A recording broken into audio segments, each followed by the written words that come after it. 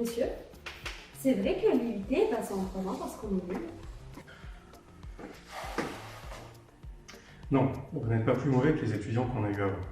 Cependant, les techniques utilisées dans l'industrie deviennent de plus en plus complexes et avec le nouveau baccalauréat général, les profils des étudiants à l'entrée sont très différents. Alors maintenir sur 2 ans une acquisition des techniques actuelles ainsi qu'un socle théorique commun devient très difficile. Aussi, le diplôme porté par les IUT passe en 3 ans pour permettre que vous soyez opérationnel dès votre prise de poste, mais en maintenant une base théorique qui vous permettra de vous adapter, voire de contribuer à l'innovation dans votre secteur tout au long de votre carrière. Mais monsieur, quand j'ai rencontré un chef de car, il m'a dit que pour faire son métier, il fallait être autonome, observateur et organisé. Oui, bien sûr. Et il faut aussi avoir un vrai goût du travail en équipe. Ce sont les savoir-être nécessaires au métier de la production.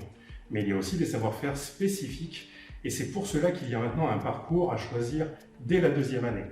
Donc, le parcours contrôle, pilotage et optimisation des procédés qui, en plus d'un tronc commun qui correspond à l'ancien DUT, proposera 2 regroupements de compétences, un sur la conduite des systèmes automatisés et l'autre sur l'analyse des paramètres de fonctionnement optimaux. Mais monsieur, du coup, les systèmes automatisés, ça va être de la régulation avec démarrage d'installation, étude de la chaîne des capteurs, régulateurs, actionneurs et du réglage automate pour résister aux variations? C'est exactement cela, avec en plus du travail sur les systèmes de supervision. Pour la compétence sur l'optimisation de la production, on va avoir un gros travail sur les choix des paramètres des opérations afin de limiter les rejets et la consommation énergétique ou de matières premières. Il y a aussi un travail sur la préparation d'une production ainsi que son analyse en vue de proposer des actions correctives. On a vraiment besoin de savoir tout ça pour surveiller une production? Bien entendu, quand tu es en production et qu'un écart survient, tu dois pouvoir consigner cette variation mais aussi intervenir correctement si une action est nécessaire.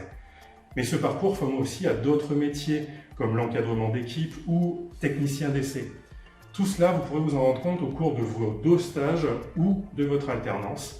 Une nouveauté qui représente une des vraies plus-values de la réforme. On peut revenir au cours maintenant ?